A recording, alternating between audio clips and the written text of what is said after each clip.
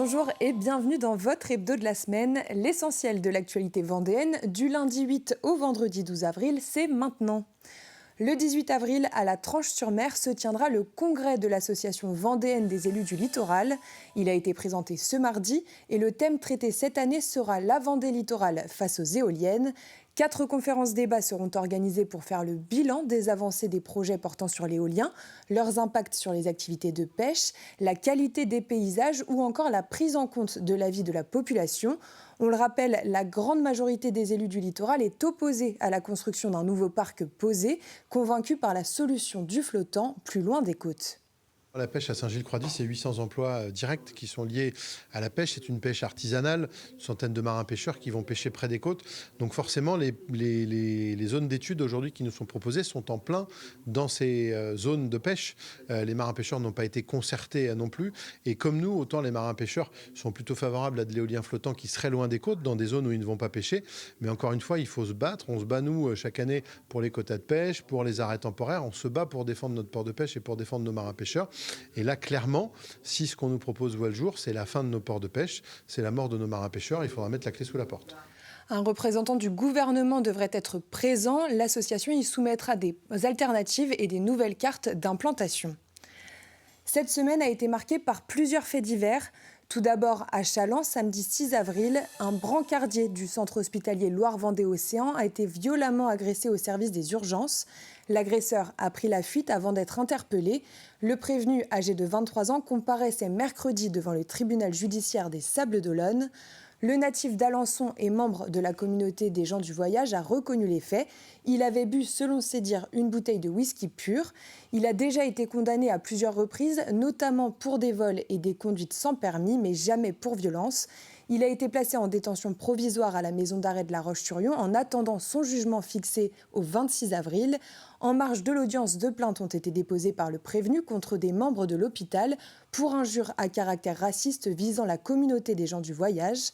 Du côté de l'hôpital, une cellule psychologique a été mise en place après le choc de cette agression et la sécurité à l'entrée de l'établissement est renforcée. Toujours du côté des faits divers, 2 établissements de La Roche-sur-Yon ont été évacués lundi soir menacés d'attentats. Il s'agit des lycées des Établières et de Notre-Dame-du-Roc. Dans les 2 cas, l'alerte provenait d'un mail reçu à 18h11 ce lundi. Il indiquait que des groupes lourdement armés prévoyaient de commettre un attentat ce mardi à 10h. Christelle Morancet, la présidente de région, a annoncé avoir porté plainte. Et puis au lycée Édouard Branly, toujours à La Roche-sur-Yon, à 8h45 ce mardi, l'alerte intrusion a retenti. Le message préenregistré appelant les élèves et les personnels à se mettre en sécurité a donc été déclenché. Le confinement a été levé au bout de 40 minutes et l'établissement a là aussi porté plainte. Tout autre sujet, l'Office français de la biodiversité et la Gendarmerie nationale ont interpellé la semaine dernière 3 trafiquants de civelles qui sévissaient en Vendée, en Loire-Atlantique et en Charente-Maritime. Selon la préfecture, 230 kilos de civelles d'une valeur marchande d'environ 70 000 euros ainsi que 17 000 euros d'argent liquide ont été saisis. Le trafic de l'anguille européenne et de son alevin, la civelle, est l'une des causes de la baisse de 75% de sa population en 30 ans. La civelle, c'est quand même une espèce qui est plutôt en danger, parce que notamment le commerce qui menace les populations, elle a un statut de protection assez fort. Maintenant en France, il n'y a plus que les pêcheurs professionnels qui peuvent la pêcher, avec des quotas assez restreints, on va dire. C'est une espèce qui disparaît peu à peu, enfin l'anguille, hein, qui disparaît peu à peu de nos cours d'eau. Donc braconnage, c'est un phénomène important. L'exportation de cette espèce hors de l'Union européenne est interdite depuis 2010. Les braconniers encourent jusqu'à 3 ans d'emprisonnement et 150 000 euros d'amende. 50 enseignantes du lycée Pierre Mendès France se sont rassemblées ce mercredi devant l'inspection académique de La Roche-sur-Yon. Ils demandent plus de moyens concernant la dotation horaire trop faible selon eux. La dotation horaire globale, ou DHG, est une enveloppe d'heures attribuée à chaque lycée par le rectorat. Elle est destinée à assurer l'ensemble des enseignements obligatoires et facultatifs sur la semaine, pénalisant donc les options. Or, cet établissement attire justement les élèves grâce aux nombreuses possibilités proposées. Ça ne va pas être des heures de tronc commun parce que ça, on ne peut pas trop y toucher, mais en fait, on ouvre beaucoup d'options. La musique, la danse, le théâtre et les arts plastiques. Et donc ça, c'est très attractif pour nos élèves. Donc ils viennent au lycée Pierre Mendès France pour les spécialités de première, mais en seconde, on leur offre la possibilité de commencer ces options-là. Et ces options ne sont pas comptées dans les dotations horaires globales. Donc en fait, on est obligé de prendre sur les heures qu'on nous donne pour fonctionner de manière normale, en maths, en français, en histoire géo, tout ce qui est considéré comme normal. Mais tout ce qu'on ouvre en option n'est pas comptabilisé en fait dans la dotation du lycée. Donc on est obligé de prendre sur les moyens qu'on nous donne et on se retrouve du coup à faire moins de groupes parce que comme on a moins d'heures pour fonctionner en maths, en français, on a des effectifs qui deviennent pléthoriques dans ces disciplines. La 11e édition du Printemps de la Sardine se prépare. Du 20 avril au 4 mai à Saint-Gilles-Croix-de-Vie, sardinade, concerts, ateliers jeunesse, expositions ou visites de la conserverie Gendreau et de la Criée sont au programme. Rappelons que Saint-Gilles-Croix-de-Vie est le premier port sardinier de France. Simon Philippot fait le point pour nous sur cet or bleu vendéen. La sardine de Saint-Gilles-Croix-de-Vie est un véritable symbole pour ce port de pêche, mais c'est bien plus que cela. C'est une véritable activité économique, une économie donc assez forte ici pour Saint-Gilles-Croix-de-Vie. Il y a 38 bateaux de pêche au sein du port, vous les voyez pour certains derrière moi. Et bien sur ces 38 bateaux, une dizaine se consacrent uniquement à la pêche de la sardine. Cela représente environ une centaine de marins pêcheurs qui vivent donc directement de ce poisson. Environ 3000 tonnes sont donc pêchées chaque année. Pour la criée, cela représente environ 1 500 000 € en termes de volume de vente. Une pêche qui se fait au chalut par paire de bateaux, puisque les chaluts sont à chaque fois tirés par 2 bateaux ensemble. Ces sardines sont principalement destinées aux conserveries, dont le client principal, c'est la conserverie Gendreau, qui emploie près de 250 personnes ici à Saint-Gilles-Croix-de-Vie. Le reste des poissons, lui, est destiné aux marailleurs et vous les retrouverez ensuite sur les étals des différents marchés locaux vendéens. Vous l'aurez compris, bien plus qu'un symbole, la sardine de Saint-Gilles-Croix-de-Vie est un véritable levier économique qui sera d'ailleurs célébré du 20 avril au 4 mai prochain avec le Printemps de la Sardine organisé par la confrérie de la Sardine de Saint-Gilles-Croix-de-Vie. Un événement important qui rassemble l'ensemble des acteurs de la filière, conserverie, marins-pêcheurs et qui permet tout simplement de faire connaître encore un peu plus ce célèbre poisson. Le port de Saint-Gilles est d'ailleurs le seul à être labellisé site de remarquable du goût, le seul port de l'Hexagone à être labellisé avec ce label. Un label rouge également pour la sardine de Saint-Gilles-Croix-de-Vie. Rendez-vous donc du 20 avril au 4 mai avec l'événement important. Ce sera le 4 mai, le défilé sur le port de Saint-Gilles-Croix-de-Vie et l'arrivée surtout du premier panier des sardines de printemps, un panier de 100 sardines qui sera offert comme le veut la tradition au maire de Saint-Gilles-Croix-de-Vie. Et on précise que l'organisateur est l'Office de tourisme. La Chambre de métier et de l'artisanat de la Vendée s'associe à Trivalis pour apporter des réponses concrètes en matière de gestion et réduction de déchets. Ce partenariat permet d'accompagner les artisans de Vendée dans leur changement de pratique, le tout en sensibilisant et en informant. Promouvoir la réparation et le réemploi auprès du grand public est aussi une cause commune des deux partenaires.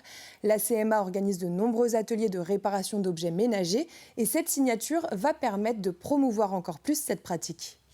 Ce qui va changer, c'est qu'aujourd'hui, plutôt que de jeter un objet, les artisans vont s'engager aussi à le réparer, cet objet, et donc ou à en créer un autre. Donc ça veut dire que cet objet, on ne le retrouvera pas dans les déchets à traiter demain. Avec Trivalis, on va mettre en place des campagnes de communication auprès des artisans sur la collecte et l'économie de déchets qu'on peut faire dans chaque entreprise. Les entreprises, elles sont demandeuses aujourd'hui. Nous, on voit bien les entreprises artisanales nous voir en chambre de métier. Elles sont demandeuses à ce qu'on les accompagne dans ces activités de tri et de réduction de déchets. La maisonnée des Petits Plus a été officiellement inaugurée. Petit Plus est né en 2019 avec l'objectif de regrouper des familles de personnes porteuses d'un handicap mental. L'un des projets de l'association est donc cette maisonnée implantée à La Roche-sur-Yon. Nous en avions d'ailleurs fait un reportage en décembre dernier. Un lieu de vie partagé entre 6 Petits Plus et 7 étudiants. Chacun est autonome et dispose d'un espace dédié. Les Petits Plus, pour leur part, sont encadrés par une maîtresse de maison et 4 salariés. Ils s'occupent de toutes les activités domestiques, c'est-à-dire la cuisine, le ménage, la lingerie, en étant accompagnés. C'est comme ça que l'on développe l'autonomie. Si on fait pour eux, ils ne vont pas la développer. On voit une autonomie qui se dessine et on voit surtout une grande soif d'indépendance. Ils sont heureux de ne plus être chez les parents dans la semaine et de se retrouver entre eux. Ils sont 6 actuellement et il y a 7 étudiants. Et ils sont heureux de se retrouver sans les parents. Ça, c'est leur grande fierté. La traditionnelle bourse aux documents touristiques a réuni à Saint-Gervais les professionnels du tourisme du territoire de Challengois. Ces derniers découvrent à cette occasion les sorties culturelles, les activités sportives et tous les bons plans qu'ils pourront proposer à leurs clients. L'objectif est de faire le lien entre les sites touristiques et les hébergeurs. Regardez ce reportage de Simon Filippo. Durant vos vacances, au camping, à l'hôtel ou dans votre location, vous allez certainement en trouver. Des dépliants vous proposant des activités à proximité de votre lieu de congé. Les hébergeurs les récupèrent lors de bourses aux documents, des moments importants pour pouvoir trouver les meilleures activités à proposer aux touristes. Je viens toujours à la bourse doc pour récupérer donc des documents basiquement, mais aussi échanger avec les gens qui donnent leurs documents et qui me présentent leurs activités. Et comme ça, on ne vend bien à nos touristes et à nos vacanciers que ce qu'on connaît. De savoir un petit peu quoi proposer à nos clients quand ils viennent se renseigner auprès de l'accueil, parce que les offices du tourisme, des fois, ne sont pas ouverts quand ils viennent ou quand ils arrivent, et d'avoir à proposer ce qu'ils peuvent faire en famille, s'ils sont en solo, les balades qu'ils peuvent faire au niveau des marais, parce qu'on est quand même sur un patrimoine très riche, même si on est en rétro-littoral. Les gens apprécient énormément le côté nature et il y a plein de choses à faire. Pour les exposants qui sont des organisateurs d'activités de loisirs, des gérants de parcs ou des producteurs locaux, ces bourses aux documents sont incontournables pour se faire connaître des hébergeurs et espérer ainsi accueillir un maximum de visiteurs durant la saison. C'est important à plusieurs titres. Un, ça nous permet de rencontrer les différents partenaires et surtout nouveaux partenaires de l'Office de tourisme de Pays de Challengois, et puis quelques-uns qui arrivent de l'extérieur, et donc de nouer notamment des liens avec les hébergeurs et les organisateurs d'activités. C'est aussi l'occasion pour les offices de tourisme comme celle de Challengois de faire un premier bilan avec l'ensemble des acteurs du territoire et de constater l'évolution de la demande touristique. On a un rebond quand même d'enregistrement de courts séjours. C'est vraiment la leçon du moment. On ne vient plus en vacances pour 3 semaines, on vient pour 4, 5, 6 jours avec un séjour clé en main. Activité, restauration, hébergement. L'Office de tourisme de Challengois, comme les autres du département, a prévu d'autres rendez-vous en avril et en mai avec les professionnels du secteur afin de préparer la saison estivale. Une saison 2024 qui s'annonce meilleure que celle de 2023. La 56e édition de la course croisière EDEC a commencé ce vendredi et se poursuit jusqu'au dimanche 21 avril au Sables d'Olonne. Il s'agit du premier événement sportif étudiant d'Europe avec 2500 étudiants et 150 équipages en tout. Au-delà de la régate sont proposées des compétitions de beach soccer, du beach rugby ainsi que du trail triathlon. Le village de jour a pris place sur la place du Vendée Globe et celui de nuit au stade des Sauniers. Ils sont désormais ouverts au grand public. Notre volonté, c'est vraiment de démocratiser aussi le sport dans son ensemble. C'est d'ailleurs pour ça qu'on a été labellisé Grande Cause Nationale cette année. Mais du coup, à côté de cette régate-là, on a 4 grands défis sportifs. Un défi trail triathlon sur 4 jours, un défi beach rugby et un défi beach soccer sur 4 jours de façon alternée sur la plage du Remblai. Et enfin, une nouveauté de cette année, le défi olympique avec 6 jours et 6 sports différents, notamment en exclusivité une compétition de hockey sur gazon sur le stade des Sauniers ou encore une compétition de water polo à la piscine municipale. L'occasion vraiment de découvrir de nombreux sports pour les étudiants et aussi pour ces étudiants-là qui ne connaissent pas forcément la voile, d'arriver sur un lieu mythique de la voile et de comprendre un peu ses valeurs et l'ambiance qui y règne au Sables d'Olonne. Le gagnant du prix Ouest du Printemps du Livre de Montaigu a été dévoilé ce lundi. Il s'agit de Maïr Guven avec son roman Rien de personnel. L'auteur était le lauréat du prix Goncourt du premier roman en 2018 pour Grand Frère. Dans ce nouvel ouvrage, il livre ses souvenirs d'enfance. Fils de réfugié politique, il revient avec humanité et humour sur son parcours dans la France des années 90. Avec ce prix, Maïr Guven reçoit une dotation de 5 000 € attribuée par Terre de Montaigu et bénéficie d'une couverture promotionnelle pour son ouvrage. C'est la fin de l'hebdo, merci de l'avoir suivi. L'actualité vendéenne revient dès lundi matin dans la matinale. Et d'ici là, vous pouvez retrouver nos reportages sur notre site tvvendée.fr. Passez un très bon week-end.